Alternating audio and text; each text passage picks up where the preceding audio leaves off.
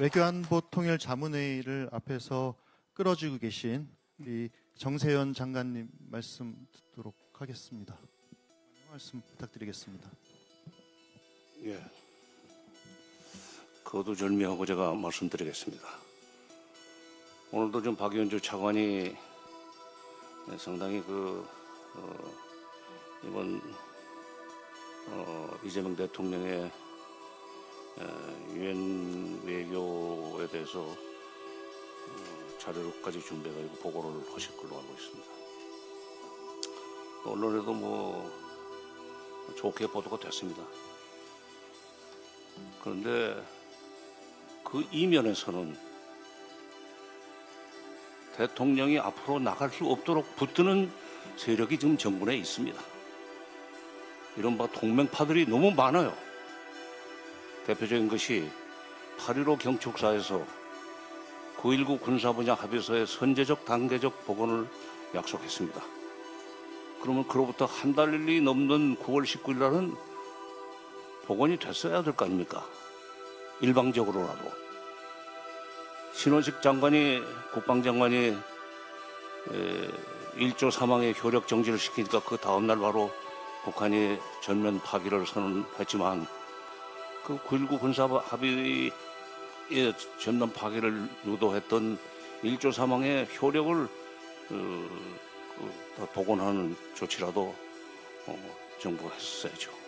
국무회에서 해야 되는지 아니면은 대통령이 그냥 그 수보회에서 발언한 걸로 되는지 그건 구체적인 건 잘 모르겠습니다만 그걸 못했습니다. 제가 듣자 하니까 안에서 이건 미국이 좀 싫어올 텐데요. 미국이 싫어한답니다. 미국이 싫으면 아무것도 못하는 생각을 가지고 아무것도 못한다는 생각을 가지고 있는 사람들이 대통령 주변에 있습니다. 이렇게 되면 문재인 정부 시즌 2가 됩니다. 문재인 대통령의 4.27 판문점 선언, 9.19 평양 선언, 9.19 군사분야 합의 좋은 만들어 놓고 아무것도 못했습니다. 한미 워킹그룹에 발목해가지고 미국이 못하게 하는 것은 아무것도 못했습니다. 심지어 2019년 1월 달에 북한에 독감약 타미풀을 보내는 것도 트럭은 안 된다는 미국의 얘기 때문에 못 보냈습니다. 그리고 경의선 철도도로 연결 및 현대화 현장 조사까지 했지만 그 이외에 아무런 조치도 못했습니다. 결국 대통령 주변에 저는 이제 역대 정부에서 일을 했기 때문에 경험을 가지고 얘기를 하면 김대중 정부나 노무현 정부에서는 대통령 주변에 소위 동맹 자주파가 있으면 앞으로 나갑니다. 동맹파가 지근거리에 있으면 아무것도 못합니다. 지금 그렇게 돼가고 있습니다. 당대표께서 나셔야 될지 자문회의 의장께서 나셔야 될지 아니면은 이걸 국방위원회나 무슨 외교통일위원회에서 대정부 질문 형식으로 이걸 꾸짖어야 될지 그건 모르겠습니다. 이거 좀 고쳐주십시오. 또 하나, 대통령이 지금 SNS에 갑자기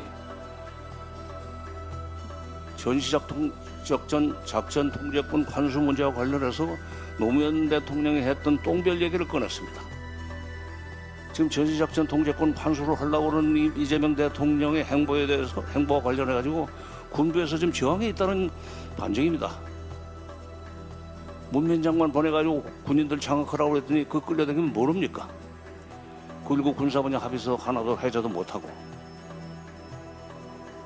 이렇게 되면은 이재명 대통령 바보 돼요.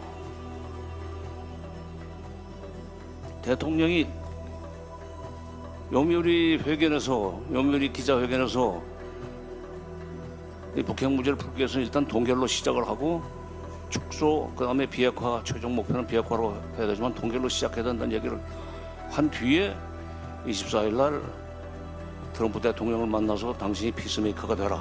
나는 페이스메이커가 되겠다.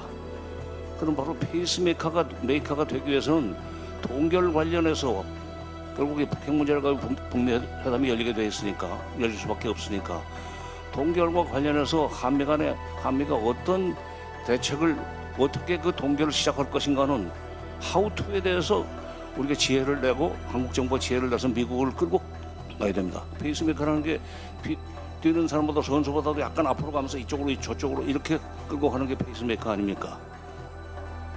트럼프를 이재명 대통령이 페이스메이커로서 끌고 가도록 하려면 동결에 관해서 얘기를 할 수 있도록 동결의 조건이라든가 방법론에 대해서 얘기할 수 있도록 지혜를 만들어줘야 되는데 참모들이 그건 안 하고 무슨 END라는 그 멋있는 글자를 무슨 그걸 만들어 가지고 뭐 exchange, normalization, denuclearization 해서 END라고 그러는데 진짜 이 END 정부에서는 지금 그 홍보를 많이 하던데 대통령 끝장낼 일이 있습니까? 비핵화 얘기를 거기 왜 넣어요? 말하자면 동결을 어떻게 시작할 것인가? 말하자면 입구 얘기를 해야 되는데 왜 출구에서 잡을 수 있는 그 결과들을 갖다서 얘기를 하면서 그것이 잘 됐다고 얘기를 합니까? 저도 대통령 연설문을 써봤던 사람이기 때문에 비서관 생활하면서 상황이 바뀌면은 김정은이가 9월 21일 날 비핵화를 얘기하면 절대로 북미 정상회담에 안 나가겠다고 얘기를 했으면 설사 유엔 총회 연설을 만들어 놨다고 할지라도 즉석에서 그걸 고쳐가지고 그 비핵화 얘기는 빼고 얘기를 하든지 그렇게 보좌를 해야 되는 거 아니에요. 대통령은 딴소리를 했어요 지금. 그렇게 해가지고는 이재명 정부가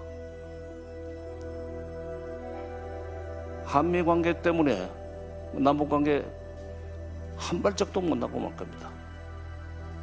한마디만 보태겠습니다.